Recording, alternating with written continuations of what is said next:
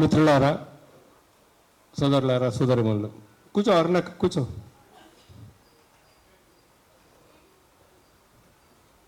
అసలు ప్రధానమైనటువంటి సమస్య ఎక్కడుందనంటే, ఒకప్పుడు సమాజం కోసం, దేశం కోసం ఆలోచించేటటువంటి వాళ్ళు నాయకులుగా ఉండేవారు. నేతాజీ సుభాష్ చంద్రబోస్ కావచ్చు, భగత్ సింగ్ కావచ్చు, మహాత్మా గాంధీ కావచ్చు, అనేక మంది ఆ రోజుల్లో స్వార్థం అనేది లేకుండా, స్వార్థం కాదు, తమ ప్రాణాలను కూడా పణంగా పెట్టి జైలుకు పోయినా, దెబ్బలు తిన్నా, ఆస్తులు పోగొట్టుకున్నా, ఎన్ని రకాల ఇబ్బందులు పడ్డా కూడా దేశం కోసం మేము ఉన్నాము, దేశం కోసం ప్రాణాలు అర్పిస్తాము అనేటటువంటి త్యాగశీలురు నాయకులుగా ఉండేవాళ్ళు. దాని తర్వాత క్రమక్రమంగా అధికారాన్ని హస్తగతం చేసుకోవడానికి కుట్రలు చేసేవాళ్ళు, కుతంత్రాలు చేసేవాళ్ళు, రకరకాల పనులు చేసేవాళ్ళు అధికారంలోకి రావడం అనేది మొదలైందన్నట్లు. తర్వాత కాలంలో ఎటువంటి పరిస్థితి వచ్చిందనంటే, కేవలం దోచుకోవడానికి, డబ్బులు సంపాదించుకోవడానికే అధికారంలోకి రావడం అనేది ప్రారంభమైందన్నమాట.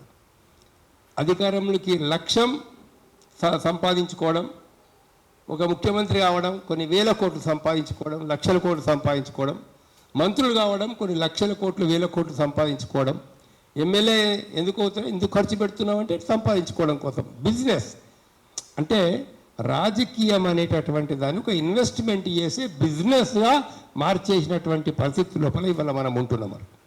ఇది ప్రధానమైన కారణం. దీని స్థానంలో ప్రజల కోసం ఆలోచించేటటువంటి వాళ్ళు, సమాజం కోసం ఆలోచించేవాళ్ళు, దేశం ఎలా ఉండాలని చెప్పేసి ఆలోచించేవాళ్ళు, కొంచెం మేధావుల కనీసం మనకు తెలియనప్పుడు, ఇప్పుడు మాకు తెలియదు అనుకోండి, మనకు వారికి ప్రొఫెసర్ వాళ్ళ బాబురావు లాంటి వాళ్ళ సలహాలు తీసుకోవడం మనం, లేదా ఇప్పుడు హనుమంతరావు గారిని చీఫ్ ఇంజనీర్ ఉండే అలాంటి వాళ్ళ సలహాలు తీసుకోవడం. అంటే ఉన్నారు మేధావులు సమాజంలో నిస్వార్థంగా ఆలోచించే మేధావులు ఎంతోమంది ఉన్నారు సమాజంలో.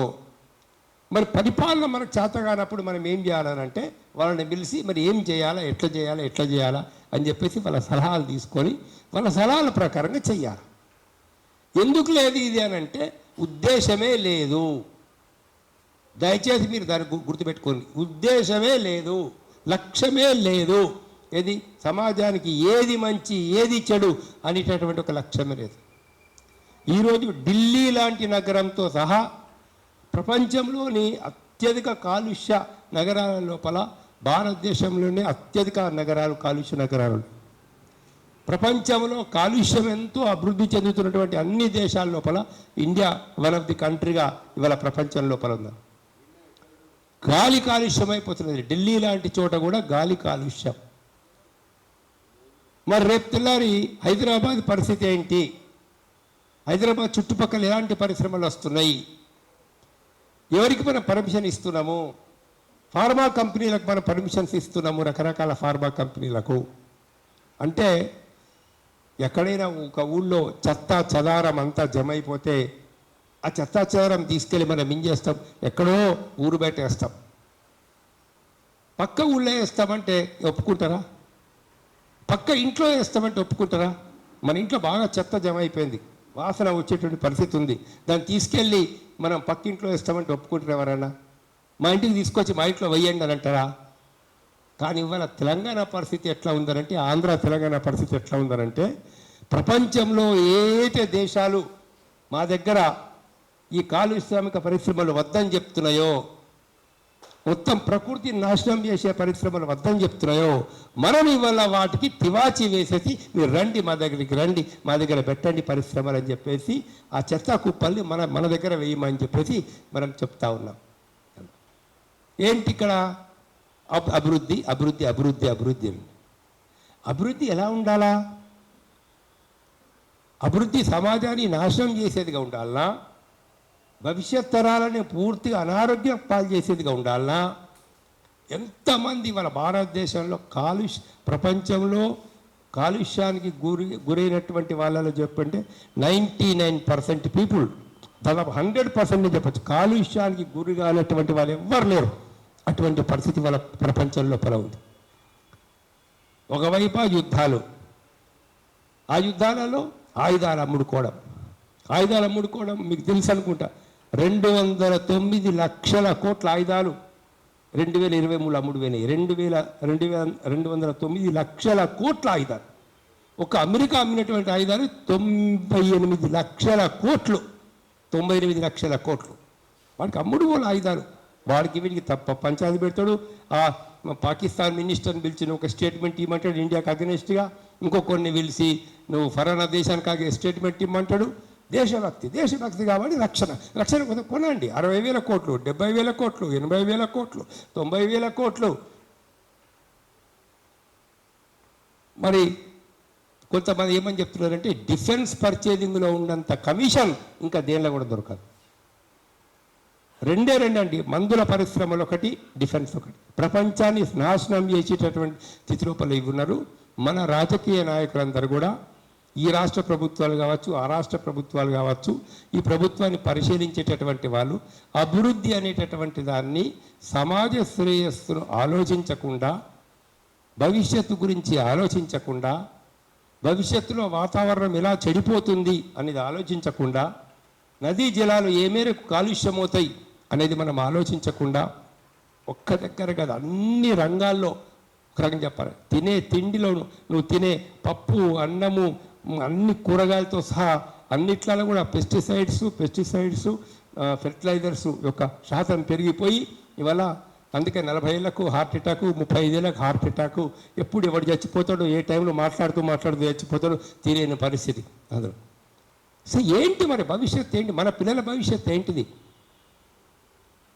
మన వాళ్ళకి అక్కడ ఏం గాలి పీల్చుకోవాలి? ఇప్పుడు కాటపల్లి గ్రామం కావచ్చు, మరొక గ్రామం కావచ్చు, లేకుంటే ఆ దివీస్ కంపెనీ ఉన్నటువంటి ఏరియా కావచ్చు, ఇక్కడ చోటుప్పల్ దగ్గర మొత్తం 5-6 గ్రామాల 10 గ్రామాల పరిస్థితి. మనం వాళ్ళందరూ ఐక్యం కావాలి. ఇవాళ ఒక ఆ దివీస్తో ఎఫెక్ట్ అయిన గ్రామాలు కావచ్చు, ఈ కాటపల్లిలో ఎఫెక్ట్ అయిన గ్రామాలు కావచ్చు, ప్రజలందరూ ఒక రాజకీయ చైతన్యానికి వచ్చి మనం ఒక పెద్ద ఎత్తున పోరాటాలు చేస్తూ ఈ ప్రజా ఉద్యమాలను ఎవరైతే బలపరుస్తున్నారో, భవిష్యత్తు లోపల ఒక మంచి సమాజాన్ని ఎవరైతే కోరుకుంటున్నారో, అవినీతి వ్యతిరేకంగా ఎవరైతే నిలబడతారో, కాలుష్యానికి ఎవరైతే వ్యతిరేకంగా ఎవరు నిలబడతారో అలాంటి యొక్క ప్రజాప్రతినిధులని మనం సర్పంచ్తో సహా, వార్డు మెంబర్తో సహా అలాంటి వాళ్ళని ఎన్నుకునే ప్రయత్నం చేయండి. దయచేసి అలాంటి వాళ్ళని ఎన్నుకునే ప్రయత్నం చేయండి. మీ ఊళ్ళో కానీ చుట్టుపక్కల కానీ సర్పంచ్ వీడు ఉండాలా, మీరు చెప్పేటట్లు వినేవాడు ఉండాలా. దానిలో వ్యక్తుల ఇక్కడ ఎంపీపీ మెంబర్ కావచ్చు, ఎమ్మెల్యే కావచ్చు, మరొకటి కావచ్చు, అప్పుడు సమాజం అనేది మారుతుందండి. అంతవరకు సమాజం అనేది మారదు. మనం ఎన్ని రకాల ప్రయత్నాలు చేసినా కూడా రకరకాల గ్రీన్ ట్రిబ్యునల్స్ అవి ఇవి ఎన్ని ఉన్నాయి, హ్యూమన్ రైట్స్ కమిషన్, ఇంకోటి ఎవన్నీ ఉన్నా కూడా ఇవన్నీ కంటి చూడుపు చూడడానికి, పాలు కనుక పొంగుతుంటే వాటి మీద నీళ్లు చల్లడానికి అనిపిస్తుంది తప్పించి పెద్ద ఎత్తున అయితే బాబురావు గారు చెప్పినట్లు ప్రజలందరూ చైతన్యవంతులై ఆ టెక్నికల్గా అన్ని ఉపయోగించుకొని పెద్ద ఎత్తున పోరాటం చేస్తే వెనుకకు ఒక తప్పదు ప్రభుత్వం కూడా. మన దిలావర్పూర్లో అదే జరిగింది. మన ఆదిలాబాద్ జిల్లా నిర్మల్ దగ్గర అక్కడ వాళ్ళు ఆ పరిశ్రమ ఇథనాల్ కంపెనీ పెడతామనంటే దిలావర్పూర్ ప్రజలు పెద్ద ఎత్తున ఆందోళన చేసినారు. పెద్ద ఎత్తున ప్రజలు ఆందోళన చేసి చివరికి ఏంటంటే నేషనల్ హైవే మొత్తం ఏది నిర్మల్ నుంచి బైన్సా బాసర పోయేటటువంటి హైవే మొత్తం బ్లాక్ చేసి పారేసినారు 2 days దాదాపుగా. ఇప్పుడు ప్రభుత్వం దిగి వచ్చేసి వెనకంజ వేయాల్సి వచ్చింది. అటువంటి ప్రజా ఉద్యమాలు, ఆ ఉద్యమాలకు నాయకత్వం వహించే వాళ్ళు నిజాయితీ పరులు ఉండాలా.